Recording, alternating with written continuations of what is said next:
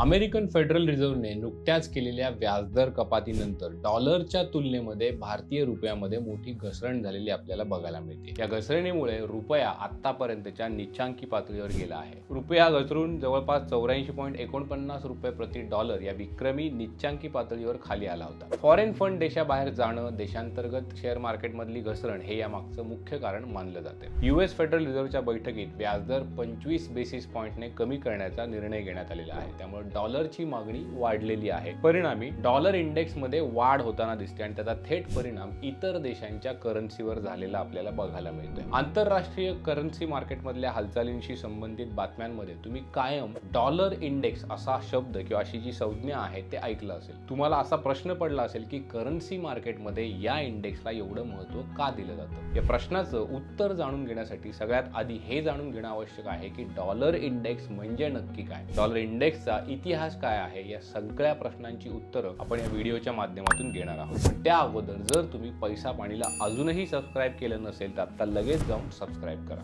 फेडने केलेल्या व्याजदर कपातीमुळे जागतिक आर्थिक व्यवस्थेमध्ये गोंधळ वाढलेला आहे। त्यामुळे भारतासह अनेक देशांच्या करन्सी डॉलरच्या तुलनेमध्ये खाली आलेल्या आहेत। असं मानलं जातंय की यूएस फेड भविष्यामध्ये व्याजदरात आणखी कपात करू शकते आणि त्यामुळे डॉलरची ताकद आणखी वाढू शकते। रुपया मजबूत होण्याच्या किंवा घसरल्याच्या बातम्या असोत किंवा ब्रिटिश पाऊंडामध्ये घसरण असो किंवा रशिया आणि चीनच्या करन्सीमध्ये होणारा गोंधळ असो, करन्सी मार्केटशी संबंधित कुठलीही बातमी आली की त्यामध्ये डॉलर इंडेक्सचा उल्लेख नक्की असतो। आता या डॉलर इंडेक्सला इतकं महत्त्व का आहे तर डॉलर इंडेक्स हा जगातील 6 प्रमुख करन्सीच्या तुलनेमध्ये अमेरिकन डॉलरची ताकद किती आहे हे दाखवतो। या इंडेक्समध्ये अमेरिकेचे प्रमुख व्यापारी भागीदार असलेल्या देशांच्या करन्सीचा समावेश आहे। या इंडेक्सचा समावेश असलेल्या 6 करन्सी आहेत युरो, जपानी yen, Canadian dollar, British pound, Swedish krona आणि स्विस फ्रँक। या सगळ्या करन्सींना त्यांच्या महत्त्वानुसार वेगवेगळं वेटेज देण्यात आलेलं आहे। डॉलर इंडेक्सचा जितका वर जाईल तितका डॉलर मजबूत मानला जातो। त्यात घसरण झाली म्हणजे अमेरिकन करन्सी इतर करन्सीच्या तुलनेमध्ये कमकुवत होते असा साधा अर्थ आहे। प्रत्येक करन्सीचा एक्सचेंज रेट वेगवेगळ्या प्रमाणामध्ये डॉलरच्या इंडेक्सवर परिणाम करत असतो। यामध्ये युरोला सगळ्यात जास्त आणि स्विस फ्रँकला सगळ्यात कमी वेटेज आहे। Euro 57.6, yen 13.6, Canadian dollar 9.1, British pound 11.9, krona 4.2 आणि फ्रँक 3.6% असं वेटेज आहे। प्रत्येक करन्सीचं वेटेज वेगवेगळं आहे, म्हणजे करन्सीचं वेटेज जितकं जास्त तितका त्याच्या बदलाचा परिणाम इंडेक्सवर होतो। साहजिकच युरो मधल्या चढ उतारांचा सगळ्यात जास्त परिणाम डॉलर इंडेक्सवर होतो। अनेक वर्षाच्या इतिहासामध्ये डॉलर इंडेक्स सामान्यतः 90 आणि 110च्या दरम्यान राहिलाय, परंतु 1984 मध्ये तो 165 पर्यंत वाढला होता, जो त्याचा ऑल टाइम हाय आहे। सगळ्यात मोठी घसरण ही 70 पॉइंट पर्यंत झालेली आहे, जी 2007 मध्ये दिसली। डॉलर इंडेक्स मध्ये केवळ 6 करन्सीचा समावेश असला तरीही जगातील सगळ्या देशांमध्ये त्यावर लक्ष ठेवलं जातं, कारण आंतरराष्ट्रीय व्यापारामध्ये अमेरिकन डॉलर ही सगळ्यात महत्त्वाची करन्सी आहे। जगातील बहुतांश आंतरराष्ट्रीय व्यापार केवळ डॉलरमध्येच होतो। इतकंच नाही तर अनेक देशांच्या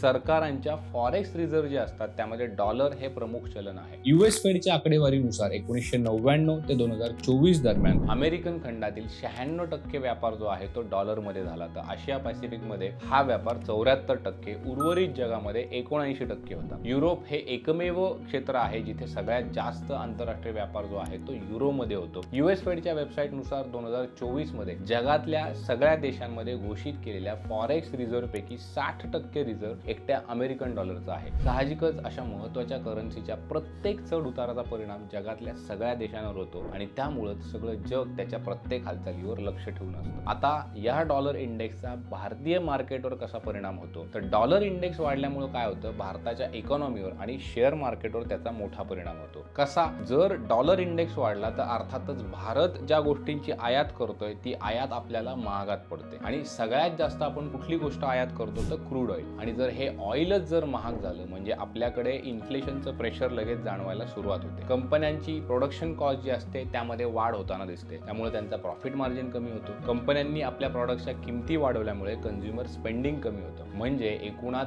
डॉलर इंडेक्स वाढल्याचा बऱ्याच मोठा आपल्यावर निगेटिव्ह इम्पॅक्ट पडतो। डॉलर इंडेक्स वाढल्यामुळे होणारी दुसरी गोष्ट म्हणजे फॉरेन इन्व्हेस्टर्स इंडियन इक्विटी आणि बॉन्ड्स मधनं पैसा काढून घ्यायला सुरुवात करतात। आपण ऑक्टोबर आणि आतापर्यंतच्या नोव्हेंबर मध्ये बऱ्यापैकी याचा इम्पॅक्ट इंडियन मार्केटवर किती झाला ते पाहिलेलं आहे। त्यामुळे मार्केटमध्ये करेक्शन किती आलं ते सुद्धा आपण पाहिलेलं आहे। म्हणजे वाढलेला डॉलर इंडेक्स जसा परिणाम करतो तसाच कमी होणारा डॉलर इंडेक्स सुद्धा मार्केटवर परिणाम करतो। डॉलर डॉलर इंडेक्स जर कमी झाला तर अर्थातच आपल्याला महागाईपासून थोडा दिलासा मिळतो, फॉरेन इन्व्हेस्टर्स पुन्हा एकदा भारतात गुंतवणूक करायला सुरुवात करतात वगैरे वगैरे. तर मित्रांनो, हा होता डॉलर इंडेक्स म्हणजे नक्की काय, त्याचा भारतीय मार्केटवर कसा परिणाम होतो याची माहिती देणारा व्हिडिओ. ही माहिती जर तुम्हाला कामाची वाटली असेल तर व्हिडिओला लाईक नक्की करा. किचकट आर्थिक विषय आम्ही पैसा पाणीवर सोप्या भाषेमध्ये तुम्हाला उलगडून सांगत असतो, त्यामुळे तुम्हाला अवघड वाटणारे विषय जे आहेत ते कमेंट्समध्ये आम्हाला नक्की सांगा. कामाचे व्हिडिओ जर तुम्हाला मिस करायचे नसतील तर चॅनेलला सबस्क्राईब नक्की करा. सध्यासाठी इथे थांबूयात. पाहत राहा पैसा पाणी.